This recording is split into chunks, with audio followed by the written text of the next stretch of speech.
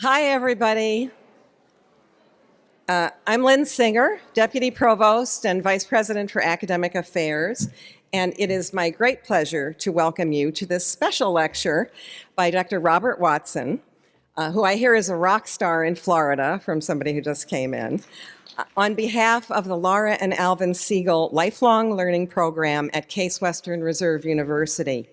We are celebrating the 5th anniversary of this program, which consolidates for the first time in our history our historical, our new, and our affiliated non-degree learning offerings.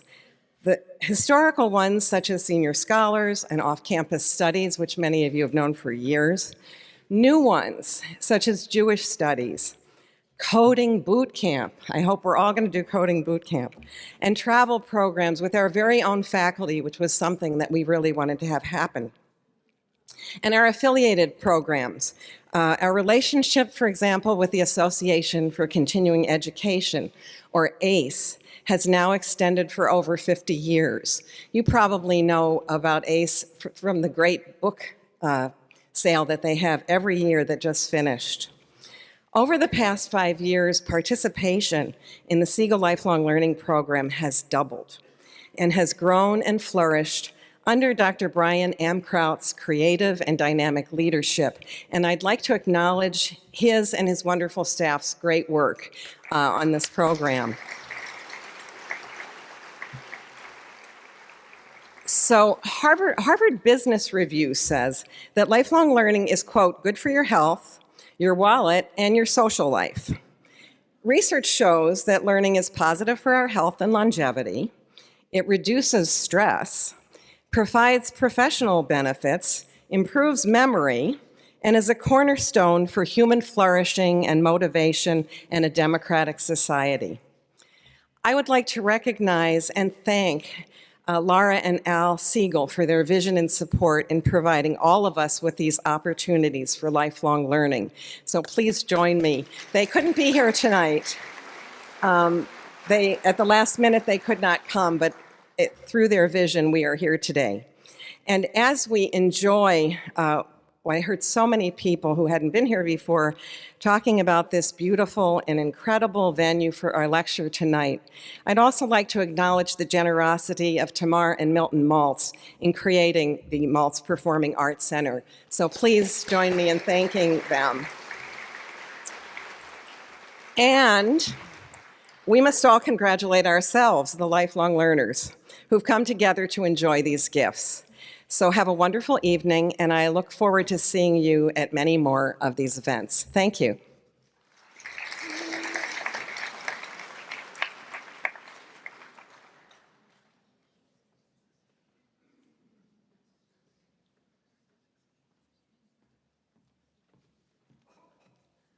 Thank you, Lynn, for those kind words.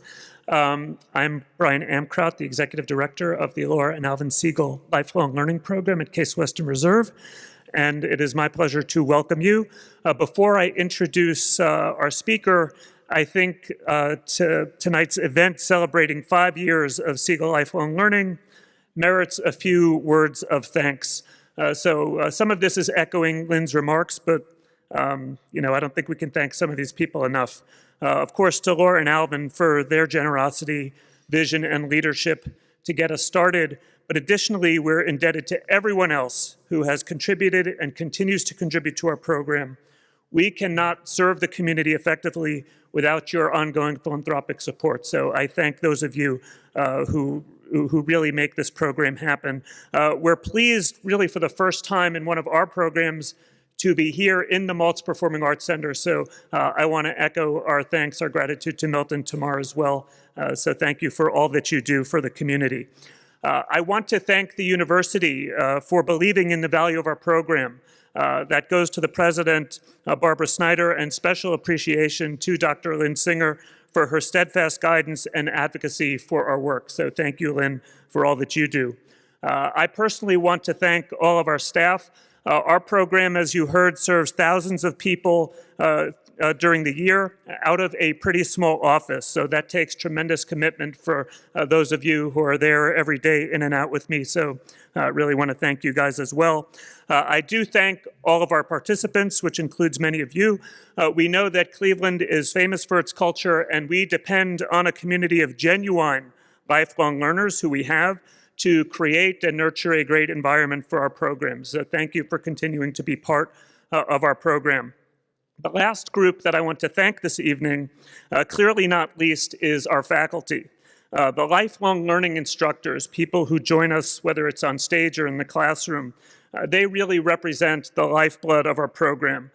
For them, it is truly a labor of love, and I know we could not succeed without your dedication. Many of you are here with us this evening, and your generosity of time and wisdom.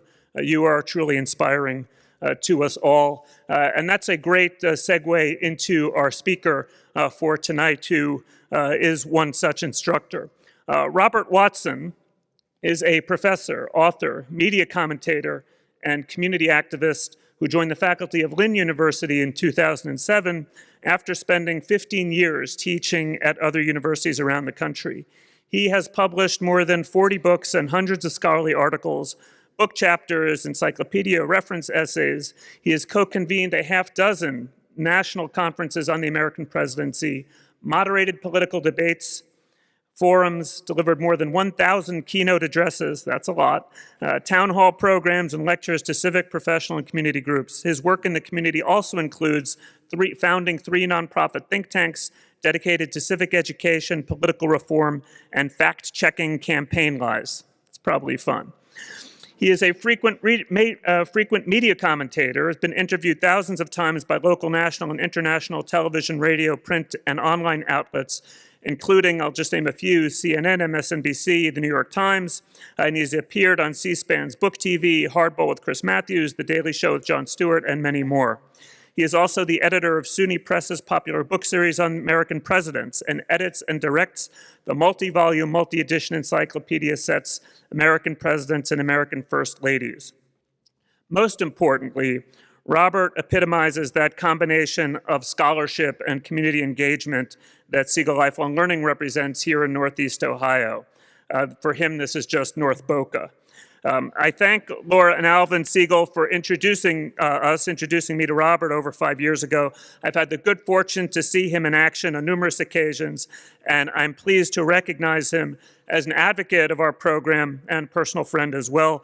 Tonight, he regales us with his version of Hamilton, the man, the myth, the musical. Please join me in welcoming Professor Robert Watson.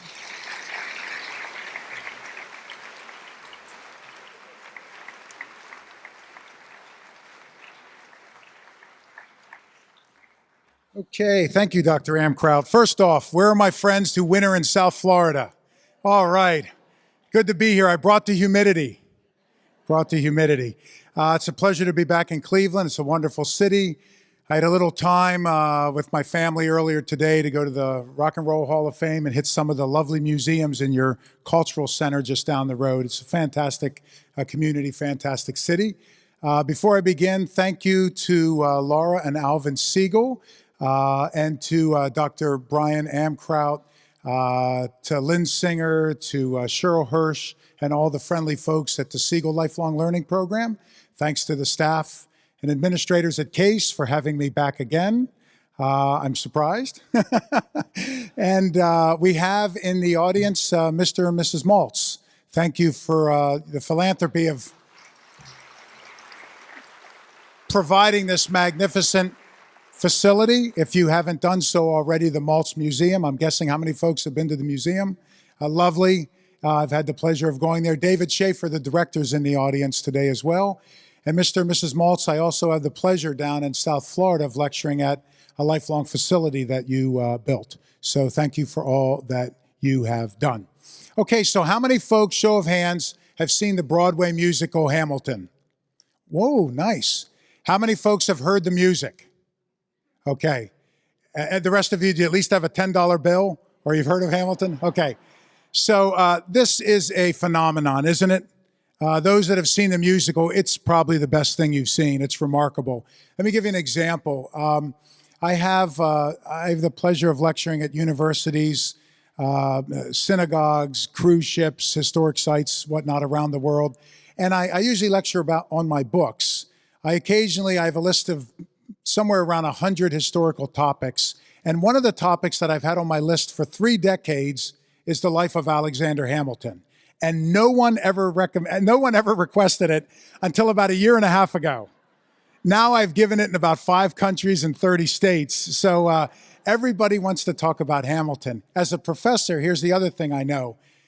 You can't get students out to anything. I offer pizza and extra credit for every program on campus, but if the topic is Hamilton, they not only come out. For example, I spoke at Penn several months ago, and I was shocked to see so many students in the audience. They didn't know me from Adam. And I walked out on stage, and they gave an introduction, not as nice as the one Brian gave, but they introduced me, and as soon as I walked out, the students started rapping the opening scenes of Hamilton. How does a bastard, orphan, son of a whore and a Scotsman? They started rapping the whole thing. Here's the craziest thing, though. There's one of Alexander Hamilton's friends. I'll probably talk about him in a little while. His name was Hercules Mulligan. I would say as of about 5 years ago, there were maybe 10 of us incredibly nerdy historians who even knew that name. I have had multiple venues where more than one student will have their hand up at the end and say, Dr. Watson, tell us about Hercules Mulligan. And I go, that is amazing, right? My son, who's 17, is named for Alexander Hamilton. And I took him to Trinity Church in New York City to see Hamilton's grave. Hercules Mulligan's grave is there as well. There was a crowd at Hercules Mulligan's grave. Lin-Manuel Miranda should be Time Magazine's Man of the Year. It's remarkable what this person has done. So what I do on campus all the time, when it's time to talk about the Federalist Papers, students usually check out and go to sleep. But now I'll say, okay, do you know who wrote most of the Federalist Papers? Hamilton, 51. And I'll go, you're right. And now I have their attention for at least 10 or 15 minutes. So what I thought I would do is talk about Hamilton's life, talk about the musical, fact check it, and then give you some context. And the staff here at the Maltz was kind enough to help me out with a little bit of technology. We'll play some songs from the musical, and we have the lyrics so you can follow it. I'll try to set up each one of the songs by giving you the context if the tech works. If the tech doesn't work, I'm taking requests to come up and join me in rapping and dancing the musical. So our story begins in France in the late 1600s. There was something called the Edict of Nantes, Nantes, back in the 16th century, which French Catholics provided some degree of religious autonomy and respect to Protestants, Huguenots. However, in the year 1685, Louis XIV issued the revocation of the Edict of Nantes. And Protestants were persecuted throughout France, and many of them fled, like folks did in numerous faiths throughout history. One of the folks that fled, his name was Jean Faucet, F-A-U-C, Jean Faucet. And the record is spotty from history, but it appears he fled France for 2 reasons. One was the persecution from the revocation of the edict. The second one is it appears that Jean Faucet was sleeping with a lot of married women, and there were a lot of husbands who were really, really angry. And eventually he realizes that his time is up. So he did what a lot of people did throughout history. They boarded a boat, and a couple of weeks later they ended up someplace else, and they simply pressed reboot and started their lives over. In a day and age before driver's licenses, passports, hospital births, DNA tests, fingerprints, or Trump's immigration policy, it was easy to just go someplace else and reinvent yourself. And that's what Jean Faucet did. He ended up in the West Indies in a 6 by 9 mile island called Nevis, or Nevis, N-E-V-I-S. It's near St. Kitts, St. Croix, if anybody's been to that neck of the woods. He arrives there, and the first thing he does is it's now in English control. So he anglicizes his name. He changes his name to John Faucet. John Faucet.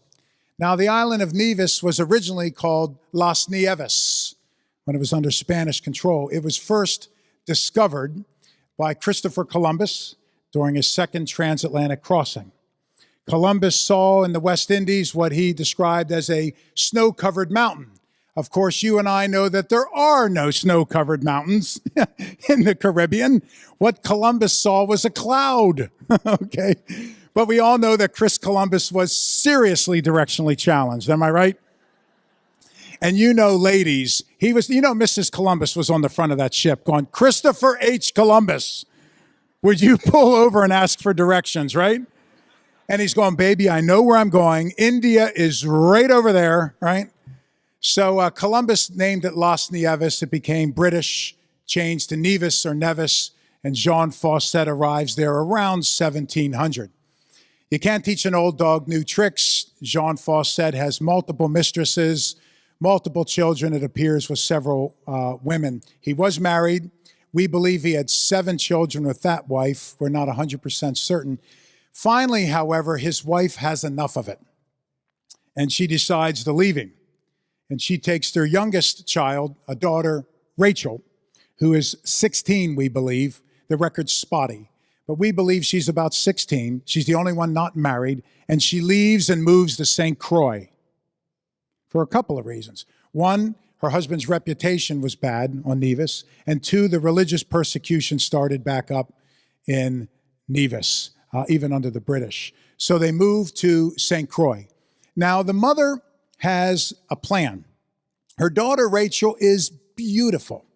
There are a handful of letters. If anybody's read the Ron Chernow book, he reprints parts of, I think, 2 of them. I reprinted parts of 3 or 4 of them in one of my books. And each one of these letters that mentions Rachel Fawcett, or Fawcett now, says that she was not just beautiful, she was Cleopatra. She was Venus de Milo. Once in a century, God makes something that looks like her. So not unlike the ladies in the audience tonight, right? So she was really quite something. So the mother, Rachel, designs a strategy. A lot of folks are spend their winters in South Florida and Boca, so we'll know all about this. She's going to marry Rachel into money. 1, she's going to use Rachel's beauty. 2, she spreads the word inaccurately around the island that her daughter is coming into a lot of money. So she sets the trap. Along comes a Danish-German Jew named Johann Michael Vie Anne. He was Sephardic. And Vie Anne arrives on the island, and he spreads the word that he's coming into a lot of money. So he tricks Rachel's mother. Rachel's mother tricks him. He's old enough to be Rachel's father, which is also a real South Florida thing. And I call it South Florida family values. And against Rachel's wishes, they get married. Now, in the lead up to the wedding, both Rachel's mother and Vie Anne borrow lavishly on the wedding property, a house. They get married and find out neither one has anything. So fast forward about a year later, Vie Anne is facing debtor's prison. This is what we did once upon a time. If you were in debt, you went to prison. The entire Congress would be doing a life sentence today, am I right? One of my heroes from history, Ben Franklin. This is how he gets married to his wife, Deborah Reed. Ben proposed to young Deborah, and I love this. Her parents said he'll never amount to anything, so they opposed it. Isn't that great? Deborah married a man who's facing debtor's prison. Rather than go to prison, he flees and goes to the West Indies. So without giving her a divorce, so women could not legally divorce at the time. So Deborah's stuck because her husband's gone. So Ben moves her into his house, which is highly scandalous. But then he finds a loophole in British common law for a common law marriage after 7 years and saves her reputation. So Vie Anne is facing debtor's prison. But at the same time, it turns out that the authorities and the church in St. Croix are not just after him, but they're more after Rachel. She's accused of being, how do I say this in such a facility, a practitioner of the world's oldest occupation. And that's not agriculture, I can assure you.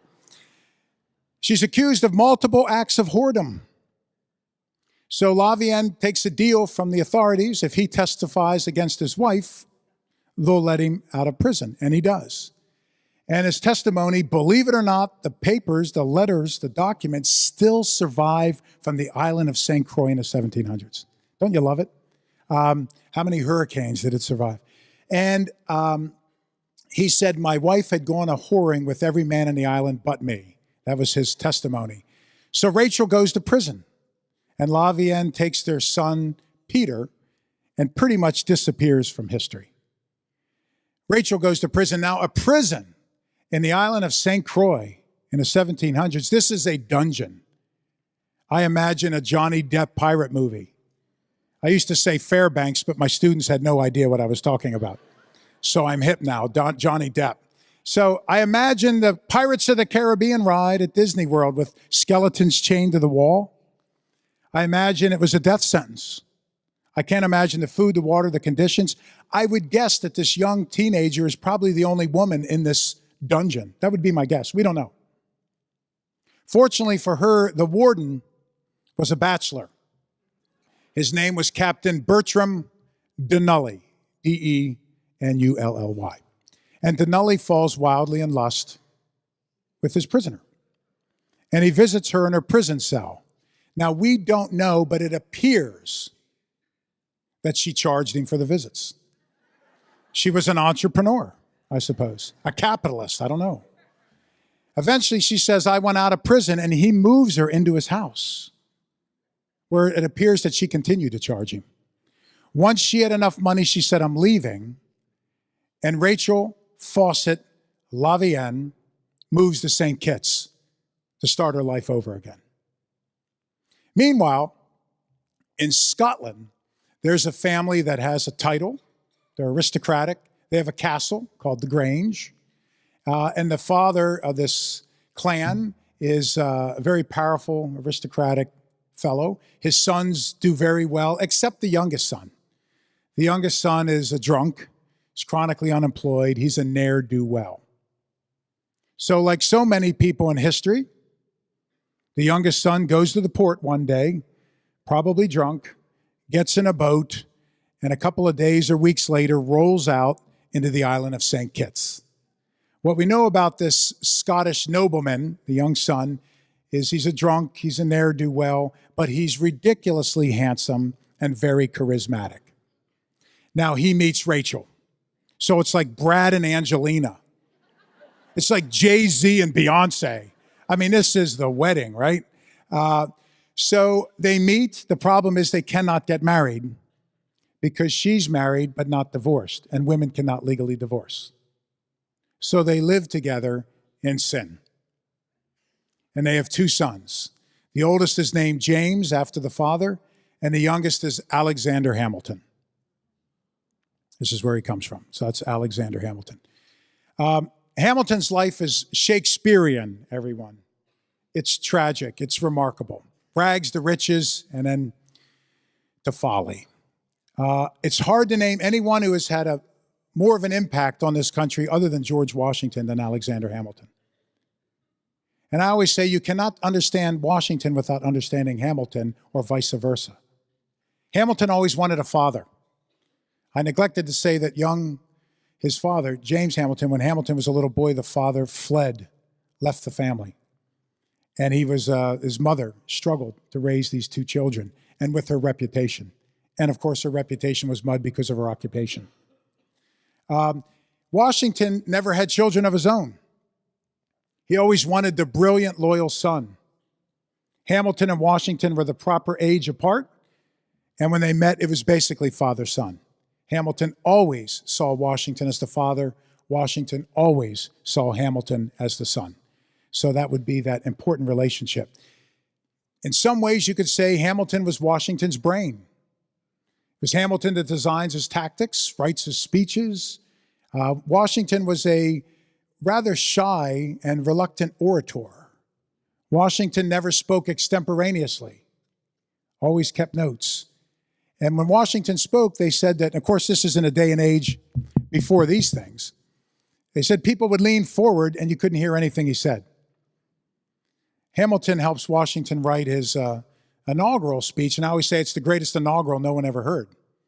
People would always describe leaning forward, and Washington would look down and barely open his mouth.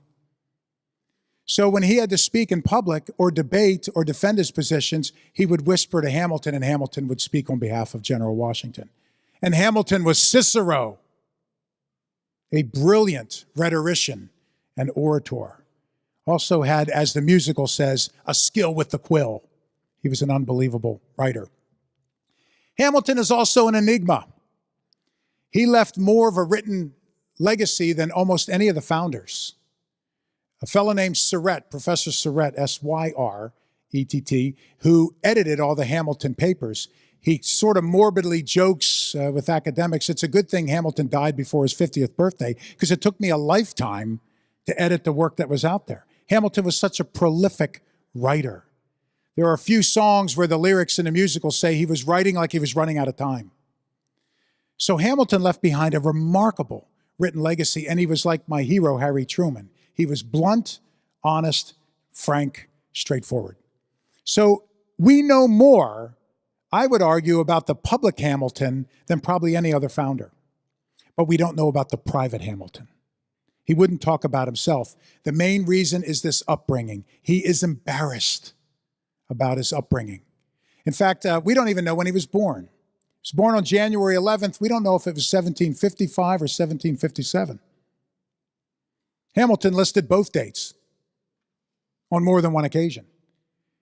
We don't know why. Our guess is later on he listed 57 to make it look like his mother and his father, biological parents, were together longer so it wouldn't look as scandalous. But we really don't even know that. Hamilton refused to talk about his background, but for good reason. So the father leaves, and the mother is raising these two young children. Now, she decides to go on the straight and narrow and get a legitimate occupation. She opens up a supply business. She knows all the shipping captains that visit the island. Let's just say that. Now, when these shipping captains visit the island, Nevis and St. Kitts, St. Croix are overrun by the horrific practice of slavery. They're full of slaves and pirates, but people are dropping off slaves, picking them up. They need fresh water, sugar cane, tropical fruits. So she opens up a supply business serving all these ships. And remember, the ships that stopped on these islands, this is the equivalent of the Fortune 500 of today, big trading companies. And her partner in her business was this little 7, 8, 9, 10-year-old Alexander Hamilton. He handled all the finances and mathematics for the business. He was a prodigy. I found this in multiple records, and I'm not the only one, Ron Chernow, scholars that have written on Hamilton. I still find it hard to believe, even though I've read it multiple times. These ships, when they would stop in the island to get supplies from Hamilton's mother, they would seek his services, and he would go on the ships and redo their logbooks and their finances.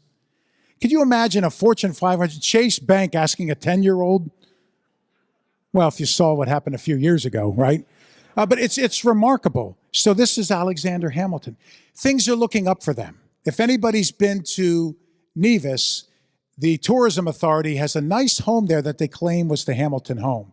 We don't know. I don't think it was, but it probably looked something like it. What we do know is the mother had one of the nicest homes on the island. They're doing very well. All the shipping captains liked her, let's say. She also speaks 7 languages fluently. As I wrote in one book, she knew how to say $10 in Spanish, French, Dutch, Prussian. So this business is doing really well. The problem is Hamilton cannot go to school. The church and the authorities would not allow the son of a whore in school. So by present-day parlance, Hamilton is homeschooled. His mother teaches him 7 languages. He'll soon pick up an 8th. More on that in a moment. The mother also has the largest library in that 3-island chain. What she did when the captains would visit her, she would say, I need Plutarch. I need Plato's Republic. They had Aristotle's On Politics. They had a collection of Alexander Pope poetry. The classics. At 9 and 10, Hamilton is reading this stuff. And you can see it in his writing throughout his life. In the Federalist Papers, he evokes all these great classics. So the kid is really, really well educated. Things are looking up, and then a yellow fever epidemic strikes the island. Because we're not sure when Hamilton was born. He was either 11 or 13. And it kills about 50% of the population, including Hamilton's mother. They're in bed together, both sick. As the musical says, she went quick. Hamilton got better. The authorities, I said, were after Hamilton and his mother. Once she passed, they threw him out of the house before his mother was buried.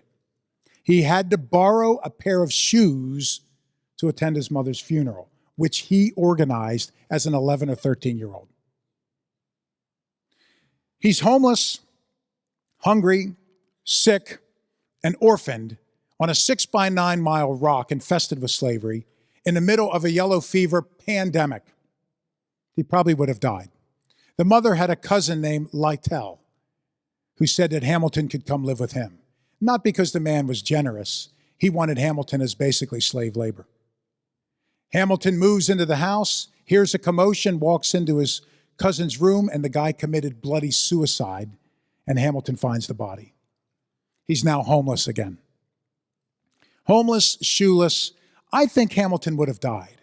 However, there was a Jewish community on the island, Sephardic shippers and traders, most of whom traced their lineage to the Iberian Peninsula.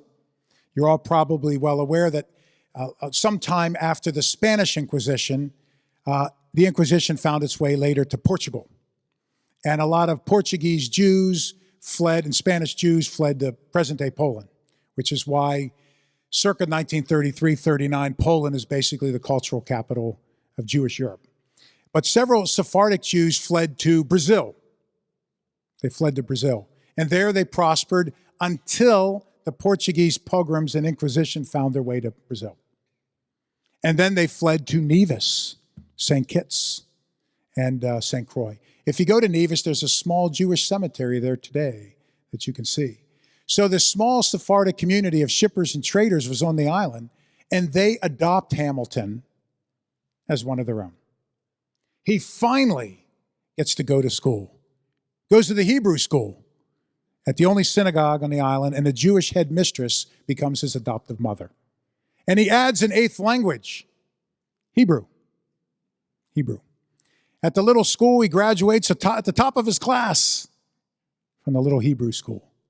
Now, Hamilton is very ambitious, and the Jewish headmistress, we don't know her name. He writes glowingly about her, but always refers to her as the headmistress.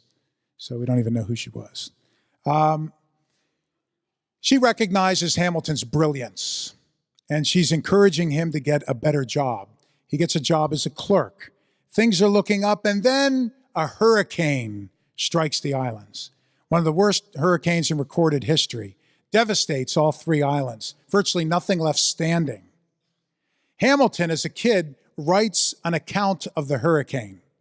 Half the account is the eye of a meteorologist or a scientist, describing the eye of the hurricane, the winds, the effect on trees. The other half of it is high poetry. Alexander Pope. People are so blown away with this poem, it gets published in newspapers all around the West Indies.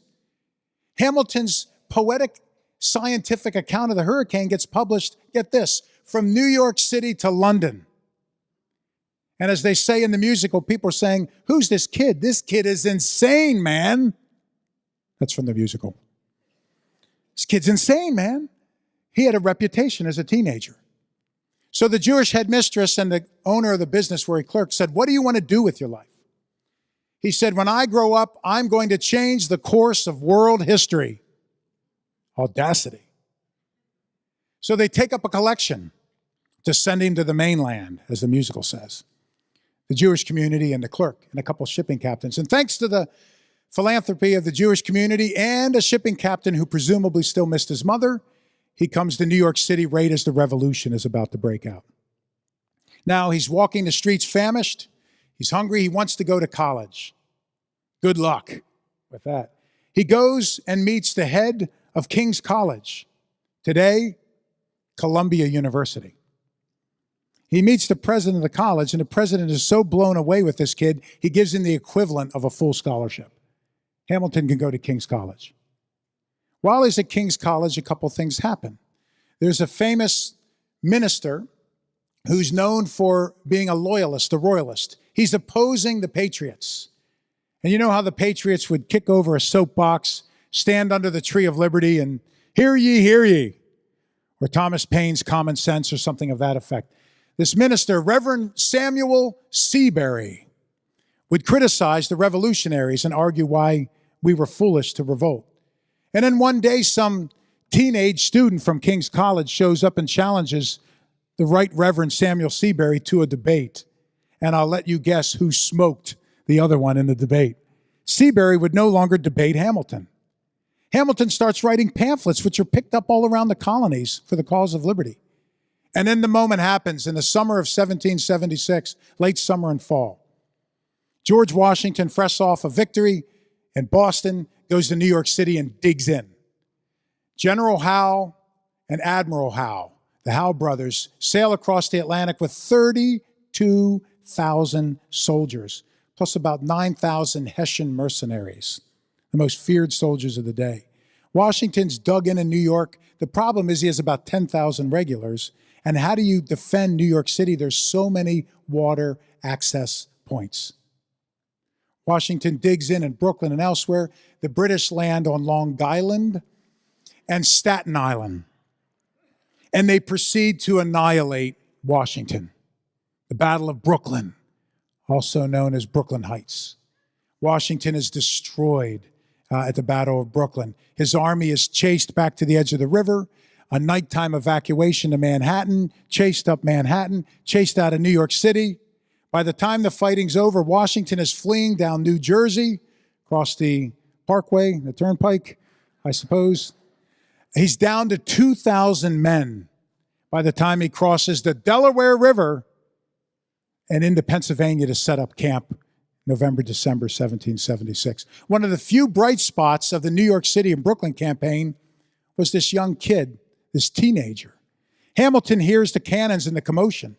He gets a couple students from King's College. They race out of class, and he charges a British artillery base, a post, a redoubt. He goes over it and kills the British with his bare hands, turns the cannons around, and figures out the mathematics of shooting them and holds the British off long enough to help people to escape. Word gets out about this, and Washington's artillery general, Henry Knox, wants Hamilton on his staff. Washington says, no, he's on my staff. There was an ambitious young lawyer by the name of Aaron Burr that wanted to be on Washington's staff. Washington wanted Hamilton. As they say in the musical, the problem is Hamilton didn't want to write, he wanted to fight.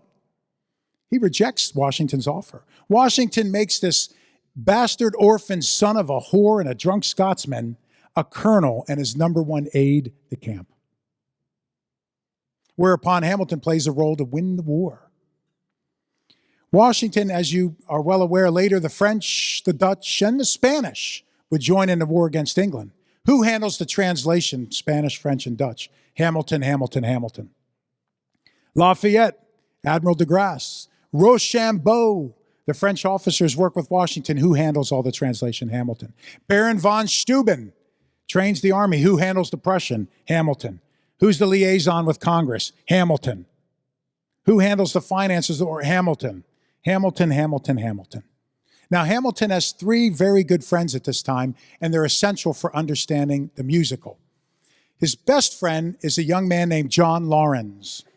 John Lawrence's father would be from South Carolina, was one of the men that negotiated the peace treaty in Paris. He served as head of the Continental Congress briefly. John Laurens was like Hamilton. They were both young, ambitious, brilliant, ferocious on the battlefield, and nonstop womanizers.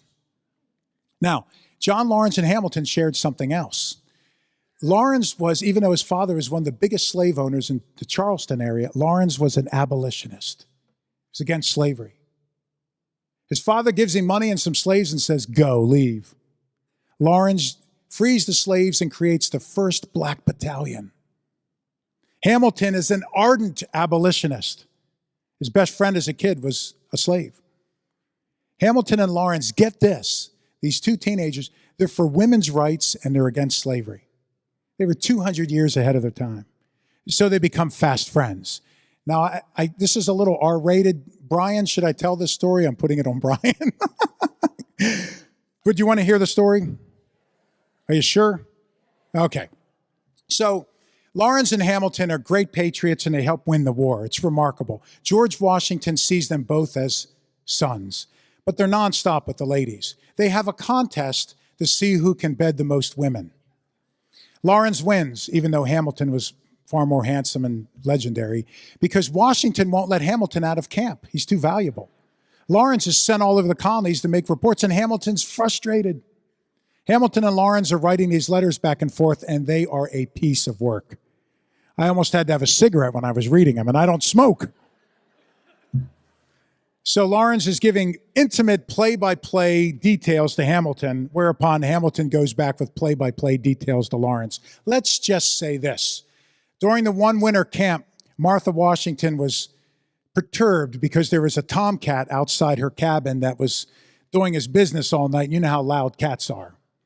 And Martha nicknamed the tomcat Alexander Hamilton. Okay, let's just say that. So that's John Lawrence. He's in the musical. His second friend was Hercules Mulligan. And if the tech works, I'll play you his rap, which is my student's favorite rap of the musical. My son's favorite rap. He does it all the time. Hercules Mulligan is African-American in the musical. He was an Irish immigrant, like Hamilton, another immigrant. Moved to New York. He was a tailor's apprentice. He was such a good tailor that General and Admiral Howe hired him to be their tailor, and he becomes Washington's top spy. Shame on the series Turn for not featuring Hercules Mulligan. He spies. He gets all the documents from the British, gets them to Hamilton, who then tells Washington. Hercules Mulligan was part of the Sons of Liberty, and when Hamilton was a student at King's College, he stayed at Hercules' house. So that's his second friend. Hamilton's third friend, who's in the musical, is the Marquis de Lafayette. All three of these young, romantic, patriotic, ferocious fighters. The Marquis de Lafayette is Hamilton's third friend, another immigrant. So fast forward, these guys basically help win the war. Let's play our first song, if the technology works. This is the opening number. Each one, Hercules Mulligan's, Washington, Lawrence, each character comes in and tells you a little bit about Hamilton. And then finally, Hamilton comes out and says, "My name is Alexander Hamilton." And if you follow the lyrics, some of them are actual verbatim quotes from these people that Lin-Manuel Miranda worked into the musical. And you'll hear about the hurricane and all that, the story that we told. All right, so let's try the tech. Okay. How does a bastard, orphan, son of a whore and a Scotsman, dropped in the middle That's of a direct quote from John Adams. spot in the Caribbean, by providence impoverished and squalor, grow up to be a hero and a scholar? The $10 founding father without a father got a lot farther by working a lot harder, by being a lot smarter, by being a self-starter. By 14, they placed him in charge of a trading charter. And every day while slaves were being slaughtered and carted away across the waves, he struggled and kept his guard up. Inside he was longing for something to be a part of. The brother was ready to beg, steal, borrow, or barter. Then a hurricane came, devastation reigned. Our man saw his future dripping down the drain.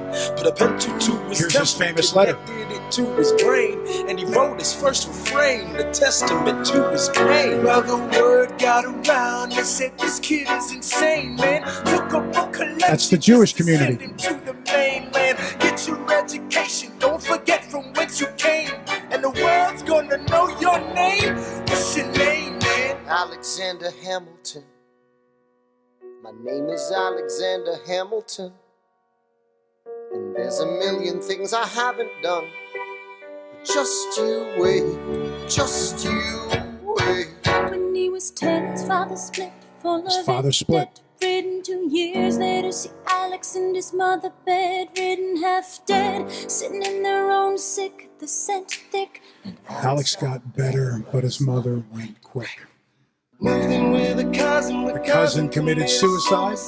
Left him with nothing but ruined pride. Something new inside a voice saying, Alex, you gotta fend for yourself. He started retreating and reading every treatise on the shelf. There would have been nothing left to do for someone less astute. He would have been dead and destitute without a cent or restitution. Started working, clerking for his late mother's landlord, trading sugar cane and rum and all the things he can't afford. Scared of all, every book he can get his hands on. Planning for the future, see him now as he stands on the bow of He's headed to New York. for a new land. In New York, you can be a new man. In New York, you can be a new man. In New York, you can just be a new man. In New York, you can be a new man. In New York, just you wait. Alexander Hamilton, Alexander Hamilton, are waiting in the wings for you. waiting in the wings. You never back down, you never learn to take your time. Oh, Alexander Hamilton, Alexander Hamilton, when America sings for you. will they know what you overcame? Will they know you rewrote the game? The world will never be the same. Oh, the ship is in the harbor now. See if you can spot him. Another immigrant coming up from the bottom. His enemies destroyed his rep. America forgot him. We fought with him. Me, I died for him. Me, I trusted him. Me, I loved him. And here's Burr. I'm the damn fool that shot him. There's a million things I haven't done, but just you wait. What's your name, man? Alexander Hamilton. Nice. Okay. Is that the first time we've heard rap and hip hop in the Distinguished Malts? So there we go. I have the great good fortune of knowing Ron Chernow, the colleague who wrote the book upon which the musical was based. And Chernow told me that one day he gets a phone call from a guy named Lin-Manuel Miranda, who said, I was on vacation in Mexico. He said, I couldn't put your book down. It changed my life. I need to meet with you. I have an idea. Chernow said, sure. And Manuel Miranda says to Chernow, I want to make a hip-hop rap musical about the founders. Chernow told me, he said, I looked at him and said, that's the dumbest thing I've ever heard. And Lin-Manuel Miranda started describing it, and Chernow said he's such a bundle of energy, he was literally bouncing on the couch and walking around the room, changing the lyrics on the spot. And Chernow said, listen, I apologize, but I don't like rap. I don't understand hip-hop. This is just stupid. Nothing makes sense. So he said, Lin-Manuel Miranda said, let me just try one more thing. And he stood up and did that opening rap for Chernow. Chernow said, I knew instantly it was brilliant. He said to him, you just said in 4 minutes what it took me 10 chapters to say, and better. Of course, they optioned Ron Chernow's book. When you option your book, you sell it for a certain amount of money for a movie or a play or whatever. Chernow realized it was brilliant, so he took a cut of the musical. So he's doing quite well today. All right, let's talk about, and he's a great historian, by the way. And he also told me, by the way, that about a year and a half ago, I'm a big fan of Hamilton's, as I said, and I think the colorblind cast I'm fine with it. Hamilton, Manuel Miranda's Puerto Rican. The guy that played Washington, Chris Jackson, is African-American. You had a half Asian, half white wife of Hamilton. Hercules Mulligan's black in the musical. I'm fine with that. Anything that gets young people excited about their history, count me in. But a lot of historians, and Chernow, by the way, is completely good with it. A lot of historians were dismissing this, very critical of it. So about a year and a half ago, I sat down and the whole 2-hour and 45-minute musical, I fact-checked the entire thing. It's 98% spot on, including actual verbatim lyrics. Chernow said that every lyric, every scene, the depiction, the action of the characters, they ran everything by him and other historians before they put it together. Lexington, that's the next song we'll play. No, Yorktown, I saved Yorktown, that's it. That's the next one, I didn't do Lexington. Yorktown, this is probably the decisive turning point of the war, 1781. Lord Cornwallis is kicked out of South Carolina, and he's racing his massive army, his British army, to the coast of Virginia, to the Tidewater. George Washington finds out because Hercules Mulligan steals some documents. So Washington's army's in Rhode Island. Washington races to intercept Cornwallis at Virginia. Both armies are racing to the coast. Cornwallis has a British armada that's coming to the coast to pick up his army and travel by boat. Washington uses Hamilton to liaise, to work with Lafayette, Rochambeau, and Admiral de Grasse. The French Navy beats the British Navy and blockades it, so there's no help, no resupply, no more troops coming in. Cornwallis's back is to the water. Washington races and catches him at the water. It's a trench war, trench battle, like World War I. They build trenches and keep moving them closer to the British. The problem for the colonials is the English have 12 redoubts, 12 artillery batteries out front of their fort, and those batteries can hit the Americans when they're digging trenches. So Hamilton, without powder and musket balls, with just bayonets and swords, takes men and goes over the redoubts at night and in hand-to-hand kills the British, turns the cannons back on the British. It's pretty much done. The British, under the Green Dragon, Bannister, Tarleton, try to flee up toward the Chesapeake. Lafayette is there and cuts them off. How did they know that was their backup plan? Hercules Mulligan stole the secrets. These three immigrants get the job done, and they win. Pay attention to the end of this song. This is the Battle of Yorktown. There's something called The World Turned Upside Down at the end. I'll mention it after we play the song. Let's try the second song.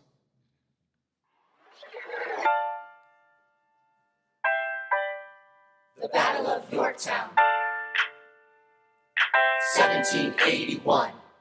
Monsieur Hamilton, Monsieur Lafayette, in command where you belong. are you saying no sweat? We're finally on the field, we've had quite a run. Immigrants, we get the job done. So what happens if we win? I go back to France. I bring freedom to my people if I'm given the chance. We'll be with you when you do. Go, lead your man. I'll see you on the other side. Till we meet again. I am not thrown away my shot. I am not thrown away my shot. Hey yo, I'm just like my country. I'm young, scrappy, and hungry, and I'm not thrown away my shot.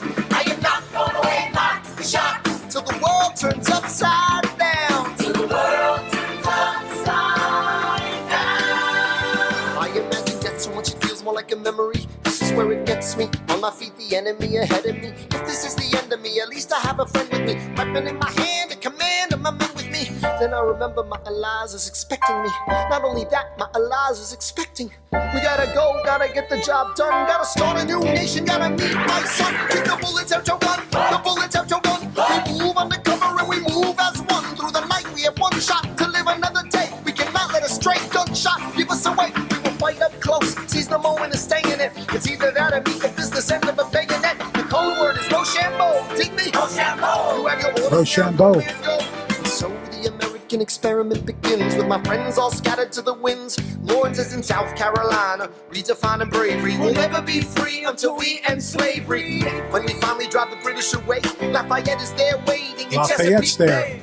How did we know that this plan would work? We had a spy on the inside. Hercules Mulligan. Tell a spying on the British government. I take the measurements, information, and then I smuggle it to my brother's revolutionary covenant. I'm running with the Sons of Liberty, and I am loving it. See, that's what happens when you up against the ruffians. We in the shit now, somebody's gotta shovel it. Hercules Mulligan, I need no introduction. When you knock me down, I get the fuck back up again. That's the rap my students sing all day.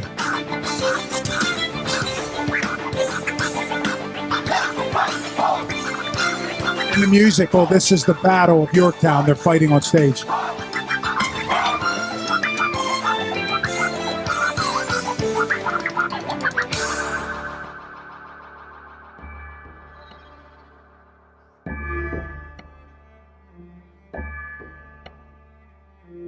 After a week of fighting, a young man in a red coat stands on a parapet.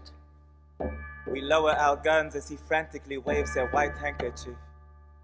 And just like that, it's over. We tend to our wounded, we count our dead. Black and white soldiers wonder alike if this really means freedom. Not yet.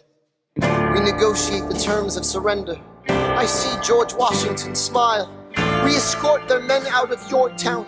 They stagger home single file. Tens of thousands of people flood the streets. There are screams and church bells ringing. And as our fallen foes retreat, I hear the drinking song they're singing.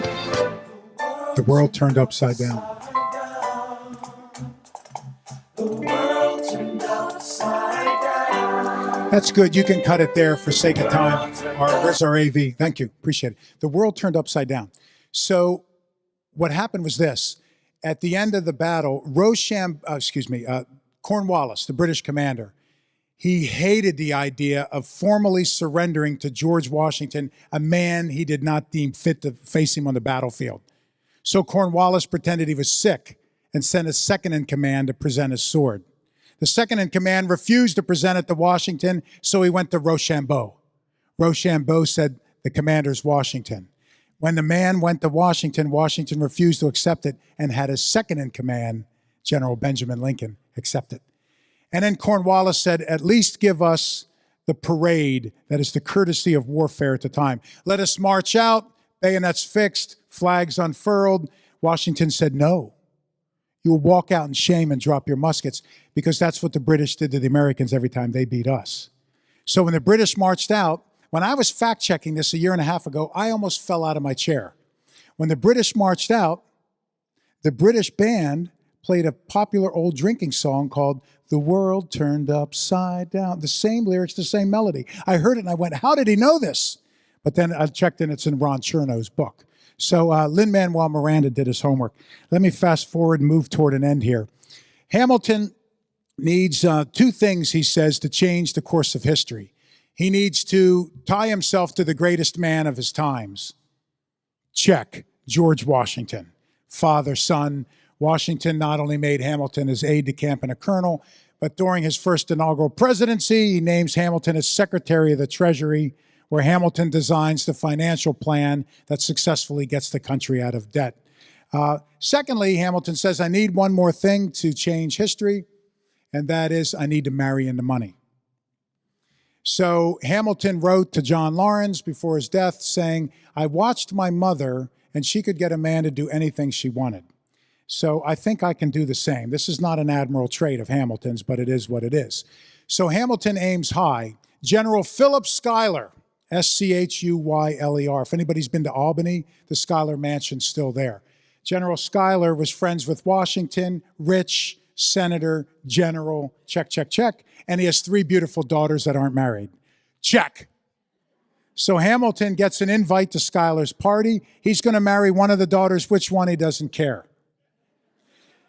Schuyler gives permission for Hamilton to court his daughters. Why would Schuyler give permission to a bastard orphan son of a whore and a Scotsman who lived on a 6-by-9 mile island? The answer is because he met Hamilton. If anybody ever met a Bill Clinton or a Reagan or a Barack Obama, these folks just ooze charisma, don't they? Now magnify that by 10. Hamilton was brilliant, handsome, charismatic, a wordsmith, debonair. He just charmed people to death. Schuyler gives Hamilton permission to court. Now here's the problem. Schuyler's got 3 daughters. The youngest one, Peggy, Margaret, is too young to marry. So that check, not her. The oldest one is Eliza. The middle one is, the oldest one is Angelica. The middle one's Elizabeth. The older one, Angelica, is hot and loose. The middle one, Eliza, is sophisticated, well-read. So Hamilton resolves the problem in Hamiltonian fashion. He marries the middle one, the smart one, and has a lifelong affair with the older hot one. I know. He and Eliza, though, surprisingly, have a good marriage, 8 children, and now he's married into money. He can change world history. Moving forward, Hamilton is the one who designs our financial plan, designs the first bank. If you've heard of the Jay Treaty, it's Hamilton that handled it. Hamilton, the first abolitionist program, the New York Manumission Society. He creates the Coast Guard, writes Washington's famous inaugural address, and his even more famous farewell. Hamilton. Foolishly, however, Hamilton was a lifelong opponent of Aaron Burr. He was also a lifelong opponent of Thomas Jefferson. What happened was Burr wanted Hamilton's job during the Revolution. Washington gave it to Hamilton. After the war, Burr goes to New York, where he's the top lawyer in New York until Hamilton moves in next door and opens up a law practice. Burr prides himself on being the top ladies' man in New York and actually kept a list until Hamilton moved in. He was basically Alexander Clooney, okay? So Burr's upset about that. Burr runs to be governor of New York. Hamilton uses his influence to have him defeated. Burr wants to be president in 1800, and he ties Jefferson. The Electoral College was a tie, 73-73 in 1800. So do you think last fall was a strange election? Not as strange as 1800. They have a revote, and it's a tie. They have a second, a third, a fifth, a 10th, a 12th, tie. Get this, 35 tied ballots for weeks. Couldn't break the tie. Constitutional crisis. On the 36th ballot, it was Alexander Hamilton that orchestrated the tiebreaker. What a choice he had, his two enemies, Jefferson or Burr. Hamilton encourages his Federalist backers to pick Jefferson. As he said, even though Jefferson is my avowed opponent, at least Jefferson, unlike Burr, is sane. Burr's had it. Challenges Hamilton to a duel. Today's what, July 11th? July 12th. Weehawken, New Jersey, 1804, guns drawn. Hamilton doesn't want a duel, but you can't lose face. Now, dueling back then, they would stand about 24 feet apart. You had a second, a lieutenant. Your second would be there as like a referee. The referee would drop a handkerchief, and when it hit the ground, you drew. 24 feet, that's ridiculous, but pistols were wildly inaccurate at the time. Moreover, most disputes ended without anyone shooting. What you would do is your seconds would meet and negotiate a truce. Both men would agree to shoot and miss on purpose. Hamilton said he would not shoot Burr, he'd miss on purpose. Apparently, Burr never got the memo. They met that morning, and Burr shoots Hamilton. The bullet rips through his organs, hits his spine. By the time Hamilton's falling back, he's paralyzed. He's blacking out, going unconscious. He squeezes off a shot in the air, not knowing what he did. He's rowed across the river to New York and dies the next day. Let's play the last song. This is the 10 dueling commandments. So there's 10 rules to dueling. Lin-Manuel Miranda put them into the 10 duel commandments. Here you are. 1, 2, 3, 4, 5, 6, 7, 8, 9. It's the 10 dual commandments. It's the 10 dual commandments. Number 1. The challenge, demand satisfaction. If they apologize, no need for further action. Number 2. If they don't, grab a friend, that's your second. The lieutenant, when there's reckoning to be reckoned. Number 3. Have your seconds meet face to face. Negotiate a peace. Or negotiate a time and place. This is commonplace, especially between recruits. Most disputes die and no one shoots. Number 4. If they don't reach a peace, that's alright. Time to get some pistols and the doctor on site. You pay him in advance, you treat him with civility. You have him turn around so he can have deniability. 5. Duel before the sun is in the sky. Pick a place to die where it's high and dry. Number 6. Leave a note for your next to kin. Tell him where you've been. Pray that hell or heaven lets you in. 7. Confess your sins, ready for the moment of adrenaline. When you finally face your opponent. Number 8. Your last chance to negotiate. Send in your second, see if they can set the record straight. Alexander, Aaron Burr, sir. can we agree the duels are dumb and immature? Sure, but your man has to answer for his words, Burr. With his life, we both know that's absurd, sir. Hang on, how many men died because Lee was inexperienced and ruinous? Okay, so we're doing this. Number 9. Look him in the eye, ain't no higher. Summon all the courage you require. Count. 1, 2, 3, 4, 5, 6, 7, 8, 9. Number 10. Paces. Fire. And that's the duel. Now, Hamilton is dead before his 50th birthday. He's the one founder that doesn't get to be president or doesn't get to live a long life. It's amazing what he might have accomplished. He was aggressively pursuing an agenda to try to roll back slavery at the time of his death. Hamilton would be the forgotten founder. Everybody remembers Ben Franklin and Madison and Adams and Jefferson and G. Wash, as they call Washington in the musical, but not Hamilton.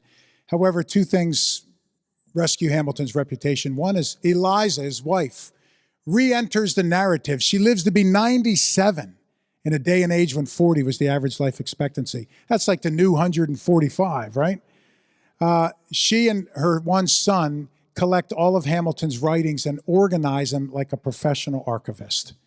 And we have all that today. You can learn all about Hamilton. The second thing, I think, was this musical. If you recall, every so many years, the Treasury will redo the currency. We've moved the pictures off center. We've updated the photos. We've encrypted more stuff to make it harder to replicate. And the $10 bill was set to be taken out of, set to be changed. I was one of those folks that was writing the members of Congress and newspapers saying, please don't take Hamilton off the 10. I wanted Jackson off the 20. I wanted women on the currency, but just not on the 10. I wanted Hamilton on the 10. He's the father of our financial system, our treasury, our bank, everything. Helped design the currency, you name it. Chernow told me that he was one of the folks leading this effort to try to stop the Obama administration from taking Hamilton off the 10. Chernow went to see Hamilton in New York City, and he sees Jack Lew, Obama's Treasury Secretary, in the audience. And Lew's there with his wife. They see one another and they recognize one another. So during intermission, Chernow says, I run over to grab Lew. And he said, I'm going to give him a piece of my mind. You can't take Hamilton off the 10. Lew turns to him and says, let me introduce you to my wife. Tonight is our anniversary, and there's only one thing she wanted to do for our anniversary, see Hamilton. Chernow said, I knew then that Hamilton was staying on the 10. So he did. One of the things about Hamilton, I'll close with this, about his legacy that people don't realize, is Hamilton was friends with the great Jewish financier of the Revolution, Haim Solomon. During the second year of the war, the Congress was not able to pay the soldiers. It was even more incompetent than this Congress, if you could imagine. The army was broke. Washington says to Hamilton, you want to change history? Okay, your dance card's been pulled.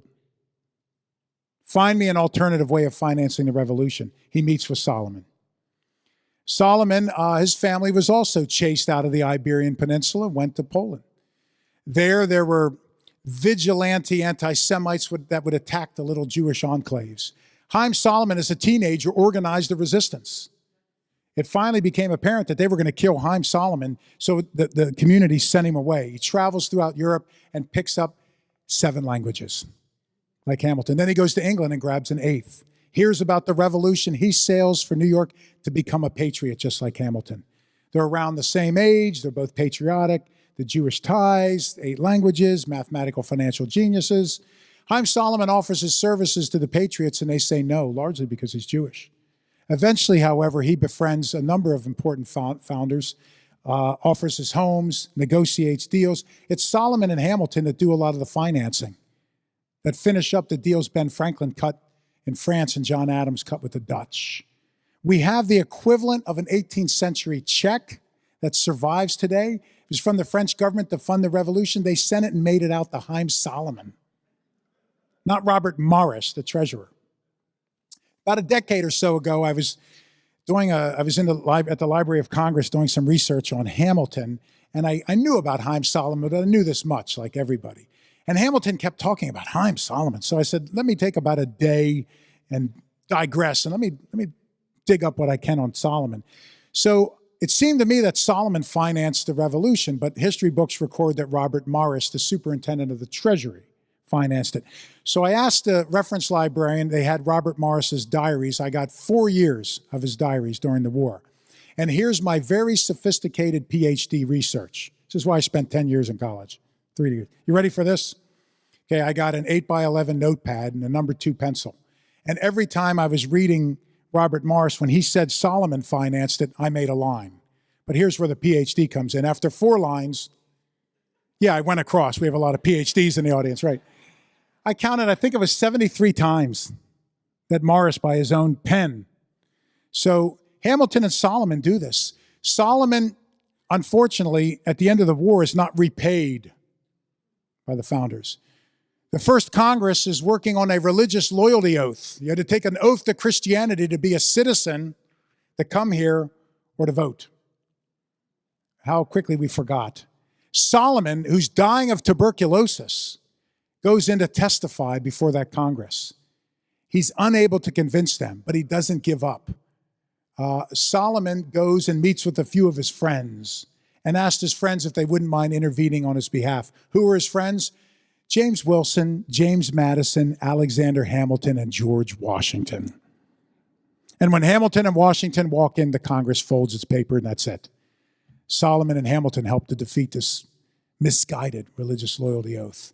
And I think with the Broadway musical now, Alexander Hamilton has re-entered the narrative, and he's properly put to the place in history where I think he deserves to be. Thank you.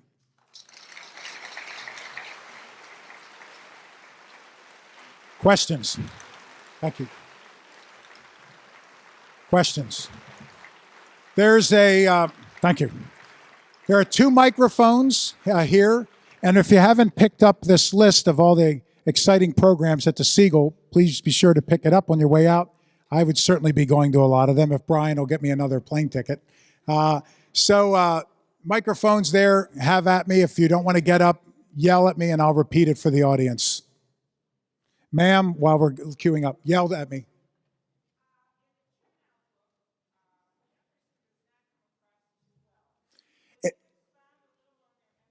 Yeah, in the Chernow book, Jefferson doesn't come out looking very good.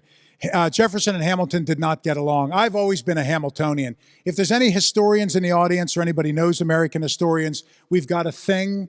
Whenever you go to a conference with the other historians, you always lean over and say, Hamilton or Jefferson. I've always been a Hamiltonian. This winter, I convened a series for C-SPAN with Ron Chernow, David McCullough, 2 of my heroes in history, Gordon Wood and Joe Ellis. And backstage with all of them before we went on set, I said, Hamilton or Jefferson, all 4 Hamilton. In fact, Ellis wrote a book on Jefferson called The American Sphinx, which I think won the Pulitzer. He said by the end of the book, I couldn't stand him. Jefferson was brilliant, but he was devious. He would write things about people and slip people. He wrote dirt on people. He was a gossip. He always tried to bring himself above the fray, but he was the cause of a lot of problems. Jefferson, for example, if anybody's been to Monticello, you've seen that draftsman's table there. It's the first copy machine, if you will. He hooked up a pulley to 2 quills and tacked down 2 pieces of paper. So when he's writing, the other one wrote the same thing. And by the way, Jefferson could write like Leonardo with either hand and write backwards. He learned to do that because he was flirting with a young woman and broke his right wrist trying to jump over a fence at age 39. Maria Causeway was her name. So Jefferson would do this. If he knew his presidency was from 1801 to 1809, if he knew in 1802 that a diplomatic effort worked, he would write and say, he would write a year afterward, if only Madison would try this diplomatic thing, I think it would work. But then he would write the year 1799 on the letter. So he would change the date and slip it into the... So when I'm writing on Jefferson and I call the Jefferson scholars and I say, I've got this Jefferson letter, is it the real one or is it 2.0? They go, I don't know. And I go, I don't know either. But Jefferson could be duplicitous, complicit, prickly, overly sensitive, brilliant. The Declaration is high poetry. But yeah, Jefferson doesn't come out good contrasted with Hamilton. Hamilton was the abolitionist. Despite his personal behavior, he was for women's rights. Hamilton was what you see is what you got. Jefferson was born with a silver spoon in his mouth. Hamilton was up by the bootstraps. To me, Hamilton's irresistible. I'm a Hamiltonian. Sir. Compelling story.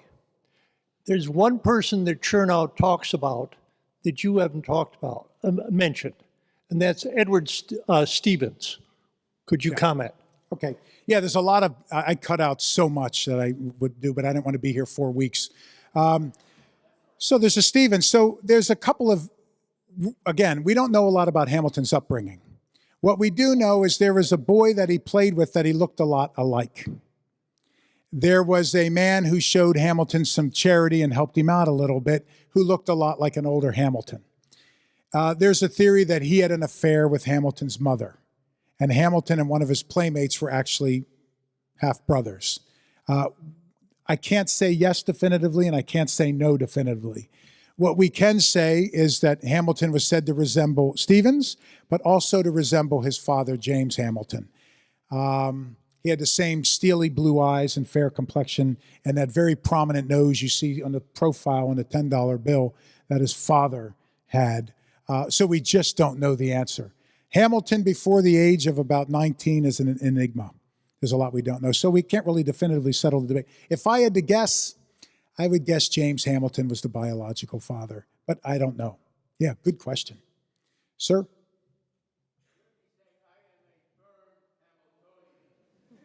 Another Hamiltonian.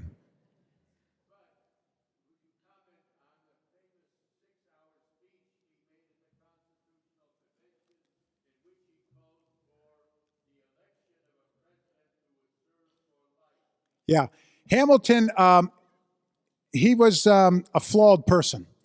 In fact, it was his flawed temperament and character. The question was about a famous 6-hour speech Hamilton gave at the Constitutional Convention. One of many long-winded speeches. In the courtroom, my gosh, Hamilton won all of his cases. I think it's because people just said, we didn't want him coming back, right? On appeal.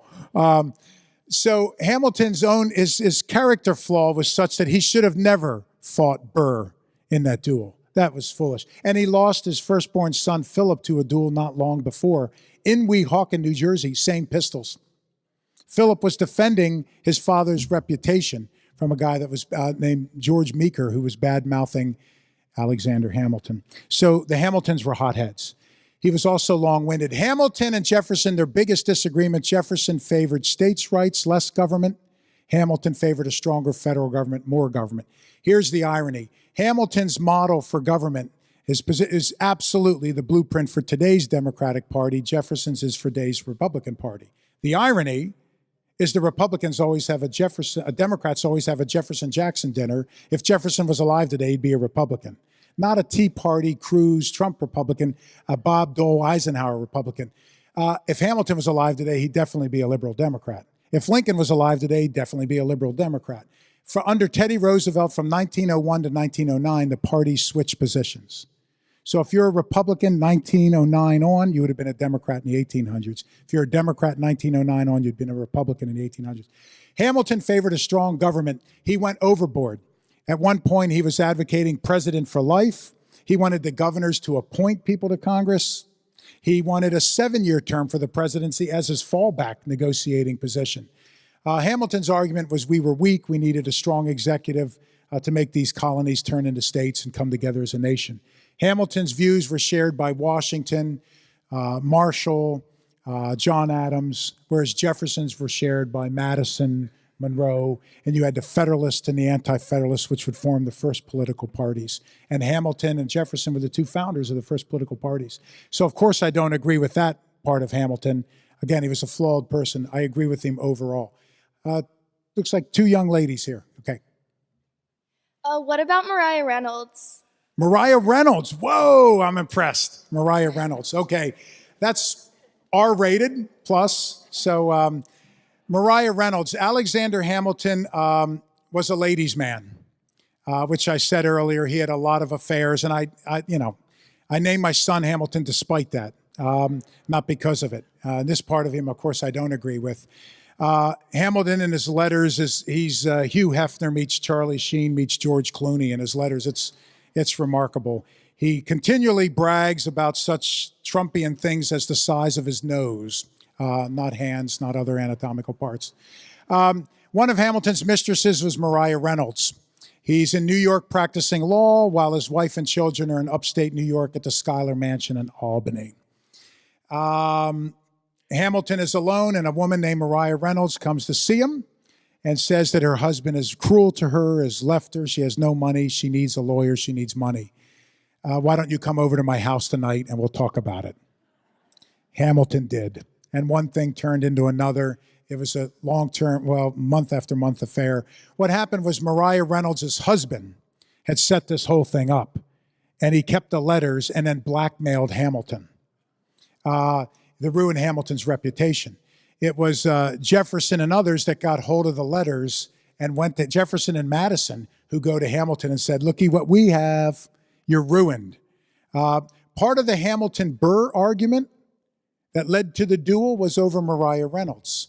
And that was this. Burr represented Maria Reynolds in court. Couldn't wait to stick it to Hamilton. But Burr and Hamilton start writing editorials where Burr alleges that Hamilton used public money to pay Maria Reynolds to sleep with her. Hamilton writes back in probably the dumbest defense in history and says, I did sleep with her, I did pay her, but it was my own private money. I just edited a book that was released in February, I think. It's called, oh my gosh, Alexander Hamilton. I forget the name. It's my 42nd, I think. But the book is a collection of letters dealing with all of his scandals. I collected everything on his scandals and edited them. And what you see is that this Reynolds letter really is one of the main things that draws Hamilton and Burr to Weehawken. And Hamilton was guilty of it. Hamilton then fights back and says, Burr's sleeping with folks and he is using public money. I'm not. I'm just sleeping with prostitutes and sleeping with married women. So that's part of his downfall. So yeah, impressive. Sir.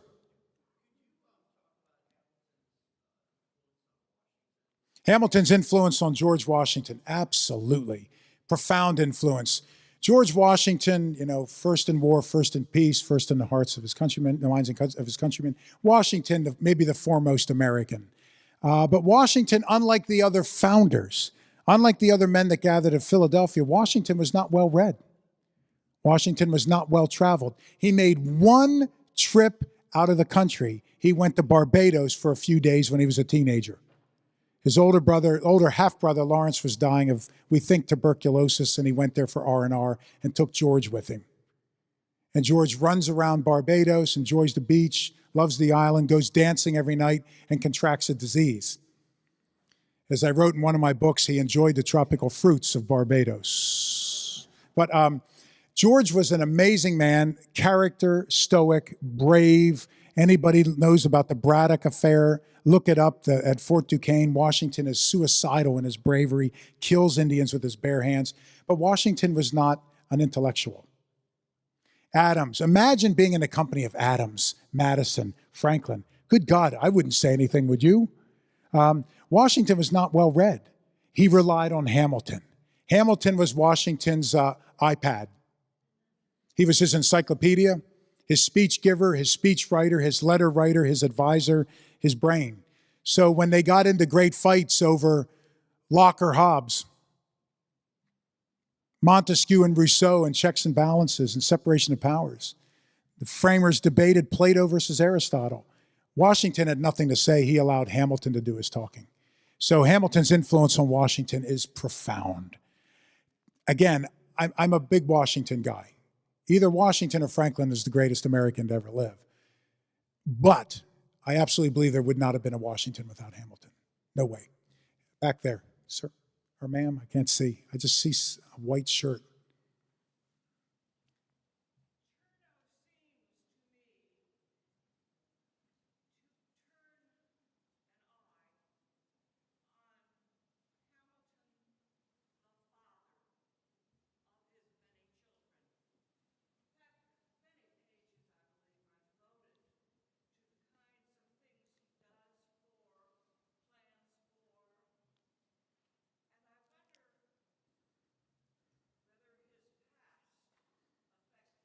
Good.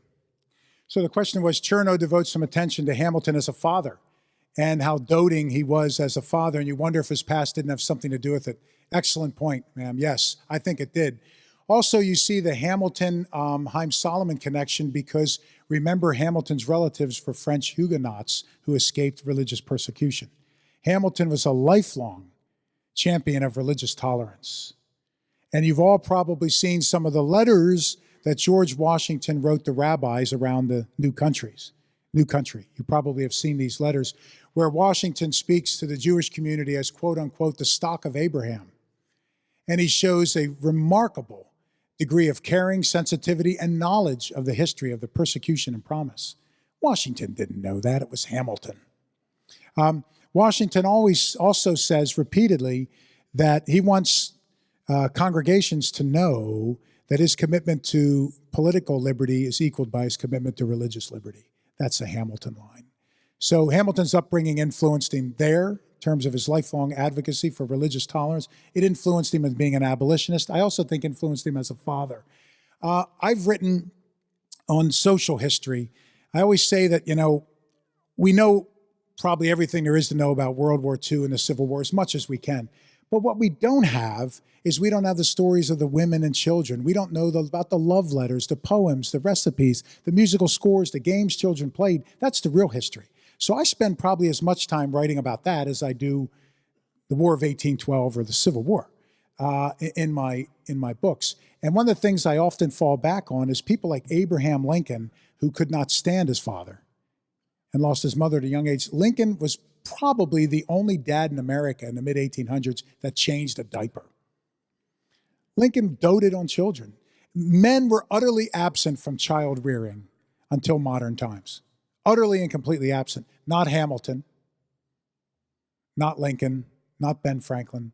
Whereas George Washington's wife, he never had kids of his own. She had 4 kids, 2 live, then they die later. She adopts 2 grandkids. Washington's own adopted grandchildren called him the general at home. Hamilton was a doting, engaged father, as was Lincoln. Let me get one more really quick one, and then we'll call it. I see a young lady here. Oh, do I think there's another founding father that they should make a musical about? I think they should make about a dozen of them. Yes, I do. Absolutely. Cherno's finishing a book on U.S. Grant, which looks like it's going to be a page-turner. I've always felt Grant was oh, yeah, I sound pretty nerdy, I know, yeah. Grant's underappreciated, everybody, misunderstood. Grant was a better general, better president than people believe. Big advocate for human rights, religion, probably the first president to attend a bar mitzvah. Lincoln cared about the American Indian and the plight of this westward expansion, et cetera. At any rate, yeah, I would love to see one on Ben Franklin. I would love to see one on George Washington. Yeah, absolutely. I wish Hollywood, I wish Broadway would pay more attention to all that and put this in. You know what? Your generation loves musicals like this. When I've gone to see Hamilton, other than being blown away by the musical, the thing that I enjoyed the most was 50% of the audience was your age or the age of the young lady over there that asked me a question, and they knew every lyric, and I love that. So thank you for the time. Thank you.